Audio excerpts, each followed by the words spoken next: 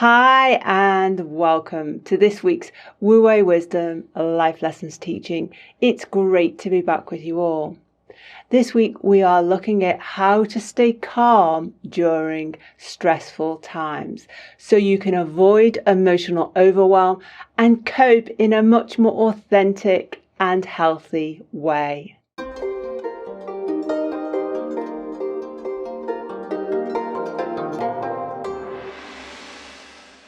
Okay, David, so when many of us hit or encounter a stressful situation, the tendency is just to go to pieces. We just go into emotional panic mode or overwhelm mode. How do we start to manage this in a much better way? Well, I think this teaching is going to be very interesting because it will allow us to kind of peel away all of the layers of our model and to understand what's going on. So first of all, what you said is what a lot of people say, a stressful situation.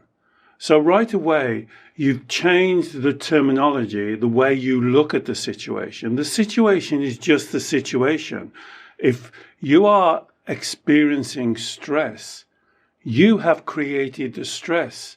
And so right away, that hits at the heart of the fundamental teaching I try and say in every video and podcast we do. You are the creator of your emotions. You are not the victim. And when you say, when we hit a stressful situation, you're making yourself the victim. So are you saying that the situation, the severity, the challenge of the situation remains the same, but we're making it worse by responding with red light emotions of stress that we are creating? I am saying that, Alex. I'm saying that the situation, the stimuli, is the stimuli. How you deal with it is down to your skill and your knowledge and your understanding. So it may well be appropriate to create stress. I'm not saying you shouldn't create stress. And this is what a lot of people misunderstand about our model. I am not saying you are a zombie and you don't create feelings. I'm saying that you have to have a really good connection to your beliefs, your thoughts, which creates the feeling. And then, first of all, as you said, it's a challenging situation. Is it appropriate to create stress? Again, the situation is not creating the stress. You are. But David, when we face these situations, which are unwanted situations, it's like our mind is not in the right place to do this analysis of, what's my belief here? It's like we all go into this default mode of panic. I mean, I guess if we understand exactly what is going on here in this default reaction, then we can start to undo it. Well, I guess that's why we do these life lessons, because the teaching is that you control your mind. Your mind doesn't control you, and you have to use words like you're doing. Oh, it's default. But think of that. You're saying that your mind is set on default and you can't do anything about it. And that's completely wrong. It's like, I don't know, just come into my mind like an aircraft pilot saying, well, the aircraft is set on default and it's going to fly into this mountain. I can't do anything about it. You can take away the default, and that's why we're speaking to you. You are in control. Don't accept your beliefs as default, as ingrained, as set in stone. These beliefs can and do change constantly, and you have the control. Just by taking a breath, spending, I would say, 10 minutes a day, that's all we're talking about. It always amazes me that my clients say, well, I haven't got time. David, I haven't got time to spend 10, 15 minutes a day. It's a stressful life I'm living. But you've got time to worry. You've got time to create stress. You've got time to create anxiety. But now you're telling me you haven't got time to examine the reasons why you create those emotions. So what you mentioned beliefs, David. If we're encountering a challenging, unfamiliar, high-pressured, difficult situation, what typically are the beliefs that will make it worse for us in terms of how we cope? Well, it comes down to that part of the mind that I would call the inner child. You may want to call it your ego or your subconscious mind. And normally, and ask yourself if you ever said these three phrases to yourself. I call them the three lies. I'm not good enough. I can't cope. I'm unlovable or unworthy.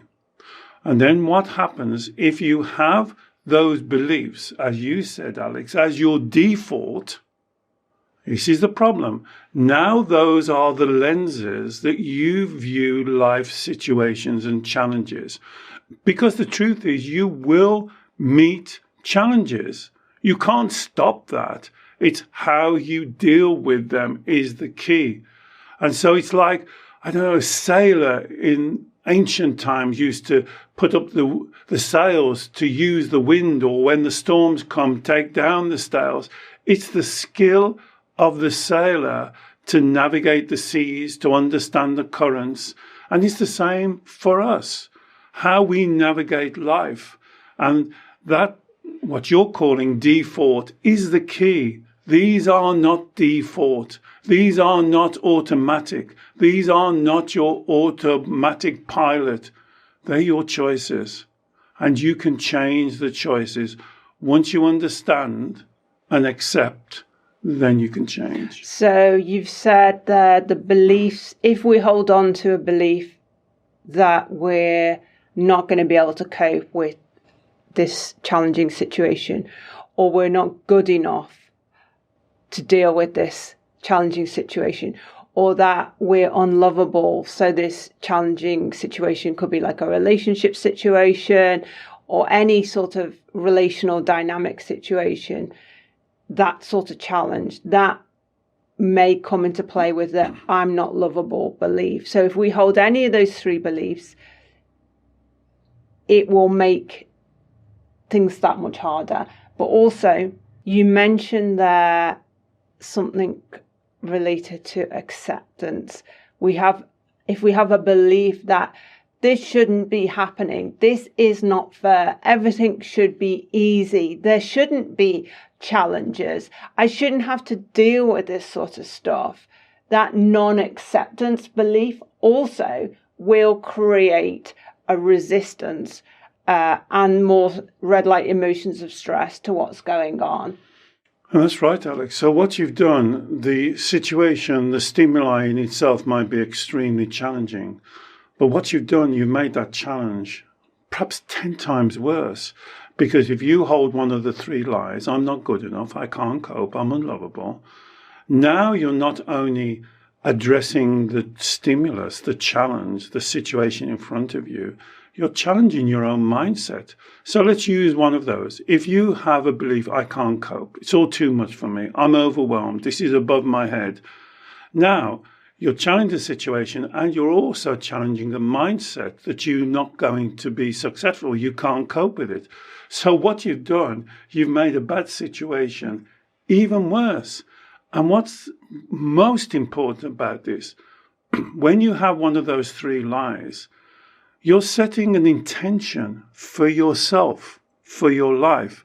And let me repeat, as you're watching this, if you've ever heard yourself in your self-talk, not that you've said to someone else, but if you've ever said one of the three lies, I'm not good enough, I can't cope, I'm unlovable, unworthy, that type of thing, that's the inner child talking.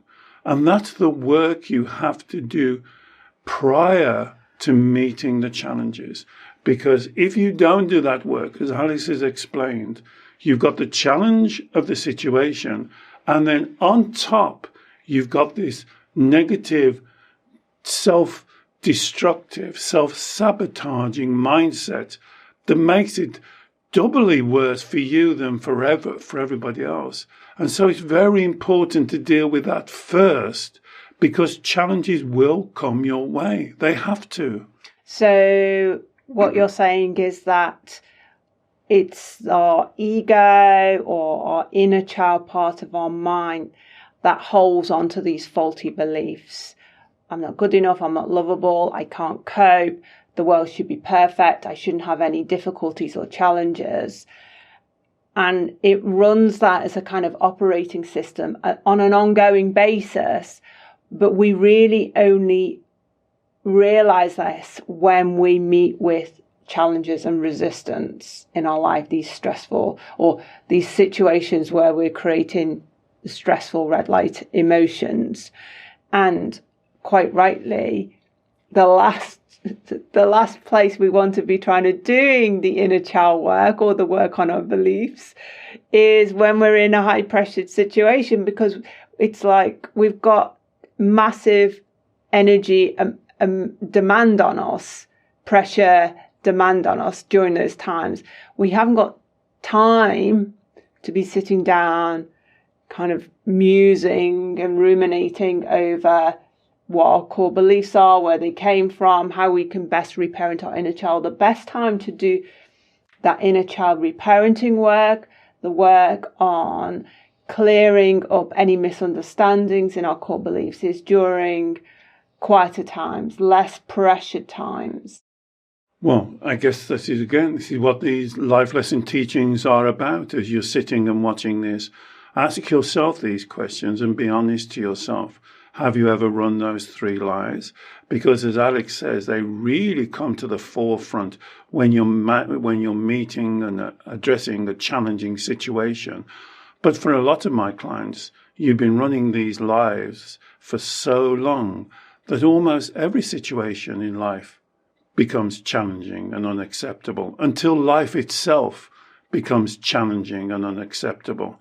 It's almost like a negative cancer inside of you, corrupting the way you view life. And you use the word perfect. And so this is one of the things the inner child would want to be perfect. It can't fail. It has to be successful. It has other people to validate them, to love them, to give them strokes of appreciation. And so this is when you have to do the inner child work right now. As you're watching us, this is a perfect example. You have to prepare yourself for the challenges that you will meet. Everyone meets these challenges. So when you're in the middle of a challenge, you're absolutely right, Alex. That's the wrong time to do the deep inner receptive work, looking at yourself, looking at your beliefs. But in those times, you can do something. And you can do it now. Imagine a time, perhaps in the last couple of days, where you was in one of these stressful situations. You can just take a long, deep breath and drop your shoulders. And just find that quiet inside of you. And what this does is very powerful, because rather than carrying along with what the inner child, the energy and the excitement and the turmoil the inner child is creating, in that moment you can just take a long, calm, deep breath and drop your shoulders. And that immediately moves your emphasis onto a different energy that I would call Shen, your innate worth and value.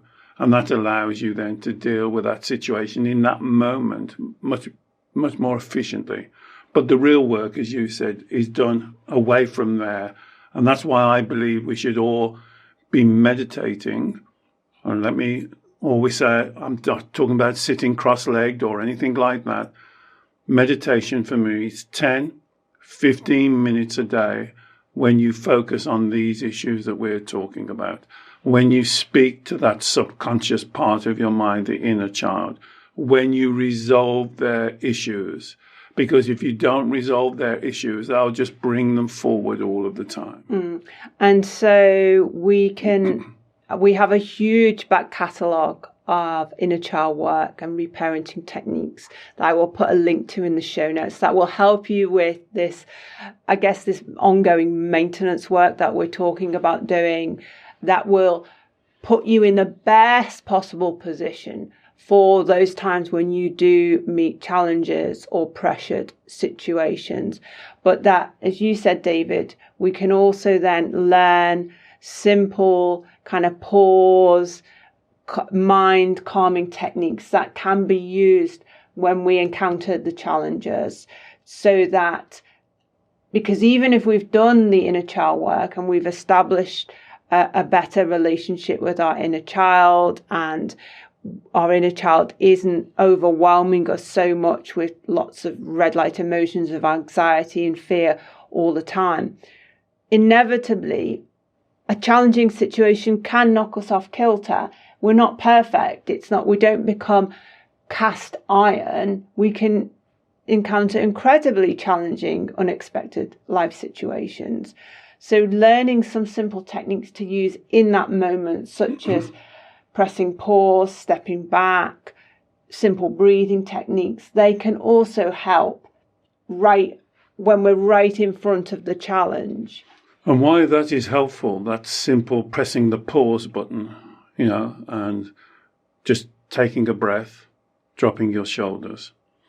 Because what this will allow you to do, rather than being grounded in your emotional feelings, which a lot of my clients are, and if you're somebody who keeps on saying, I feel this, I feel that, what you are, you're grounding your decision and your actions in your emotions. You're not understanding or accepting that you create those emotions. And so that makes you very susceptible, very vulnerable, really, because those emotions can change in a blink of an eye. So you're almost like a leaf being blown around on an autumn day. You've got no control. So just taking, as Alex has just explained, in the face of real challenges, just taking that breath, just dropping the shoulders, allows you to connect to that quieter inner voice of Shen, of your spirituality, of who you really are. You are not your emotions. You are not your emotions. You create your emotions. You are something much more profound, much deeper. There's something inside of you that's absolutely unique. There has never been anyone like you in the whole of the history of the universe, and there will be never anybody like you to come. You are a one-off, and that spirituality inside of you is like the crown jewels, and that's where you should be grounding yourself. And as Alex has just explained, you're not perfect, not expecting you to be perfect, not expecting you to get it right on the first attempt and then get it right from then on. It is a journey, it's a life lesson, and you have to really put some little bit of effort in as into this. But I'm going to remind you, you've put so much effort into your emotional feelings. Surely, please, asking you just to put 10, 15 minutes every day to connect to that inner wisdom, that inner knowing, that intuition, whatever you want to call it. You know it's there. And the more you connect to it, the more that path becomes the well-worn path. Then you'll be able to go there much easier. And again, you'll be surprised how quickly this takes. We're not talking about years. We're talking about a few weeks or a couple of months to really be grounded in your Shen, because that's who you really are. You are divine. You are awesome. And if you believe anything else, like I'm not good enough, I can't cope, I'm unlovable, you are connecting to your emotions. And that's the big difference, Alex.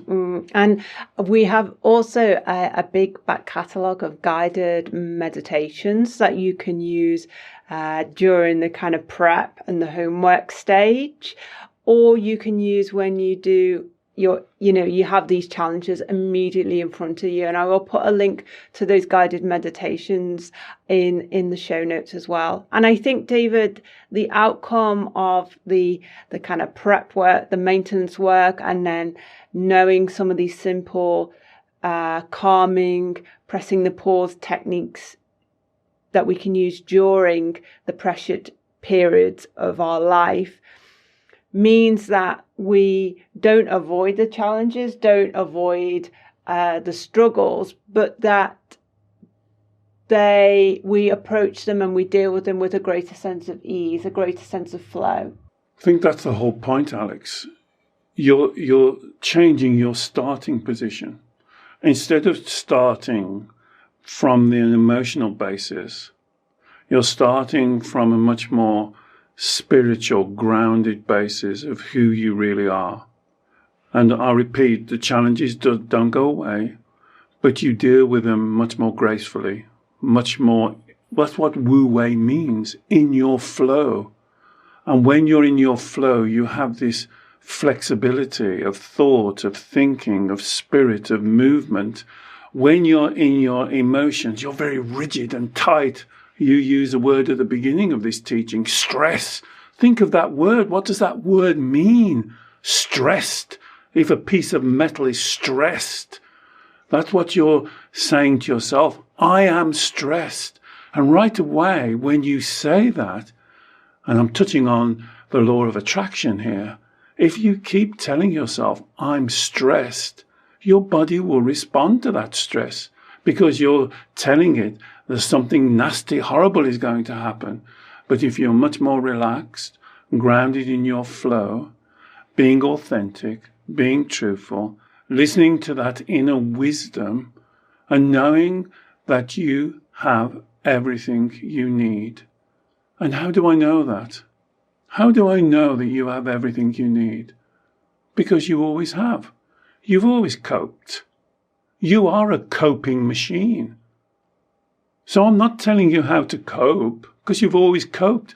I'm saying there's an easier way to cope. Don't do it under this stress that you're doing. Doing it with a smile on your face, much more easy, much more graceful. And represent yourself. And then you'll find something amazing happens by the law of attraction. People in this stressful situation deal with you much more differently. Then the situation becomes changed. The energy of the situation becomes changed because you are changing. And when you change your energy, the energy around you changes. It has to. So think about the words you use. And think about where your anchor is anchoring into. I want it to be anchored into your absolute spiritual uniqueness. Remember that this is your life. You are awesome. You are divine. Live your life. Walk your path. No one else will walk your path. And the thought of not believing in yourself is nonsensical. It's time to change that now. And if you believe in you as much as I believe in you, we're more than halfway there. Thank you, David.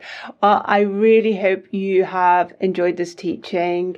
Please do let us know and perhaps share it with someone else who may also benefit. And like I said, do check out the show notes for those helpful links on this subject. David works one-to-one with clients all over the world every week on exactly these sorts of issues. And if you'd like to learn more about David's Zoom consultations, please also check out the show notes for the link there as well. And finally, please don't forget to subscribe to our YouTube channel. We produce new teachings every week, and we would love to share your journey with you. Bye-bye.